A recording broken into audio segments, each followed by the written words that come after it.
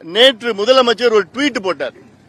என்ன ட்வீட் போட்டார்னா, கடந்த அதிமுக ஆட்சியில இரவில் மக்கள் தூங்கிக் கொண்டிருக்கின்ற நேரத்தில் செம்பரம்பாக்கம் ஏரியை திறந்து விட்டதனால் எவ்வளவு பேர் இறந்தார்கள் என்றெல்லாம் ட்வீட் போட்டார்கள்.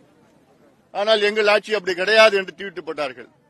இன்று காலையில் 2 மணி அளவில் சாத்தனூர் அணையிலிருந்து 1,70,000 கன அடி நீர் வினாடிக்கு திறந்து விடப்பட்டது.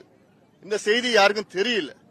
இதனால கடலூர் மாவட்டம், குறிப்பாக கடலூர் நகரத்தில் உள்ள கிட்டத்தட்ட அந்த கரையில் உள்ள 90 விழுக்காடு வீடுகள் தண்ணீரில் மூழ்கி இருக்கிறது. உடைமைகளை இழந்திருக்கின்றார்கள். உயிர் சேதம் பத்தி எங்களுக்கு இன்னும் தெரியல.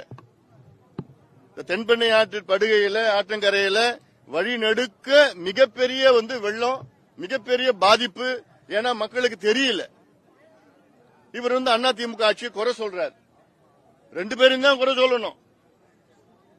அதனால இதெல்லாம் மக்களுக்கு தெரியணும். இது அரசியல் செய்ய நான் விரும்பல. நான் ஆனாலும் இது ஏதோ நாங்க இவ்வளவு செய்யறோம் அப்படி செய்யறோம் பெருமை சொல்லுகின்ற காலம் கிடையாது. இதெல்லாம் மக்களுக்கு உதவி செய்கின்ற காலம் இது, நேரம் இது.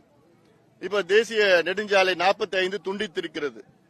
ஏன்னா போக்குவரத்து நெரிசல், மிகப்பெரிய நெரிசல் இருக்கிறது. அரசூர் பகுதியில் அங்க இந்த வெள்ளம் போறது வழி இல்லாம அங்க சாலையில சாலை 2ஆக இருக்கிறது. அங்க அதே போன்று பல